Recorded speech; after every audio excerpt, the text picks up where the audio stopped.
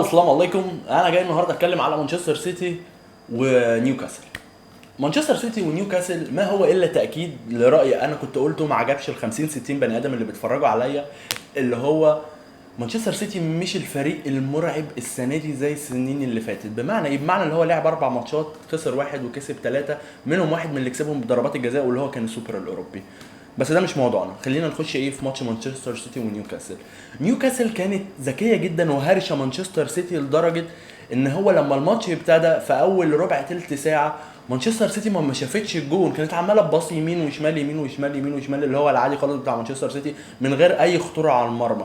فجوارديولا لما شغل دماغه وشاف ان هي قافله كل واحد مع واحد وبيضغطوا لحد ما بعد نص الملعب، قال لك انا هلعب على الزياده العدديه. بمعنى ايه؟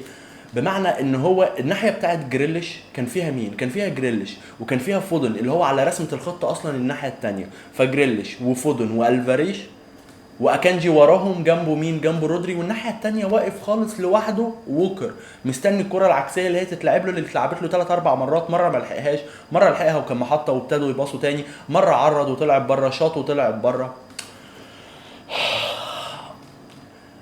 فهو عمل كده، لعب على الزياده العدديه واللي هي برده كانت مهروشه طول الشوط الاول، واللي هي اصلا ب5 جنيه تكتيك غلطه واحده من نيوكاسل اتلعبت ما بين الخطوط. فودن استلمها بصاها على طول من غير ما يبص لالفاريش، الفاريش برده من غير ما يبص بس هو عشان حافظ راح حطها في الزاويه البعيده، بوب ما عرفش يجيبها.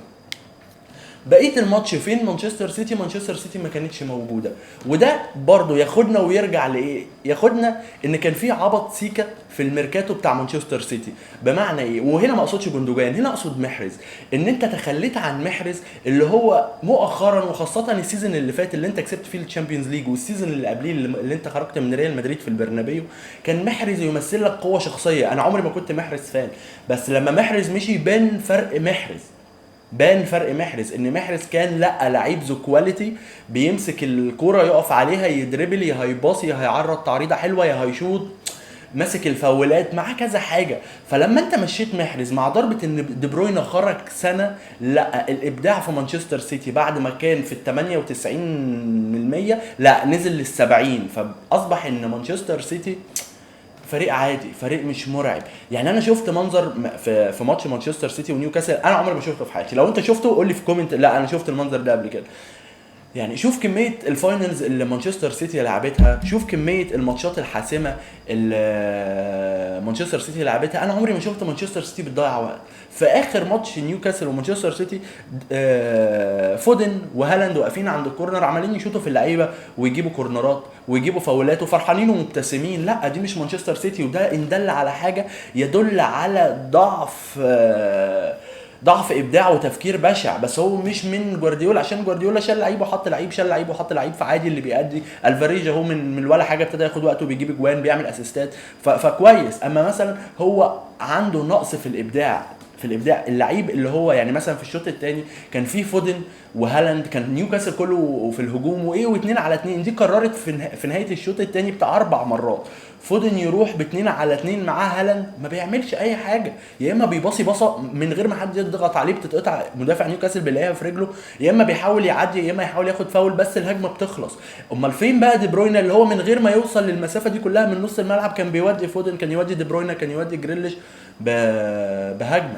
افضل لاعبين مانشستر سيتي في الماتش ده كان جريليش عمل ماتش حلو جدا الصراحه، فودن عمل ماتش حلو، هالاند يعني انا يعني مش عايز اتكلم في الحته دي عشان الناس بتقول لك الناس شايفه هالاند بيست حيوان وحش اللي هو ما ينفعش تغلط فيه. لا عادي، هالاند الصراحه مش هو هالاند بتاع الموسم اللي فات، واللي مش مساعده على كده ان هو ما بقاش في الابداع بتاع اللعيبه اللي بتوديه بعرضيات حلوه، اللعيبه اللي توديه بانفرادات حلوه. بالنسبه نيوكاسل كانت وحشه جدا الشوط الاول، كانت مجرد رد فعل. في الشوط الثاني لما نزلوا قرروا ان هو يبقى فعل، وانا كنت مع تغيير ايزاك جدا بويلسون عشان ماتش زي ده كان محتاج ويلسون، ما كانش محتاج ايزاك، ما كانش محتاج دريبل. لا نيوكاسل كانت محتاجه لعيب قوي يقف على الكوره عقبال ما ترتد من الوضع الدفاعي اللي هي واخداه اصلا قدام مانشستر سيتي، عقبال ما اللعيبه تطلع قدام. جالها فرص، جالها بتاع فرصتين 3 معدودين بالظبط، لو كانوا استغلوها احسن من كده كان الماتش ممكن يخلص 1-1.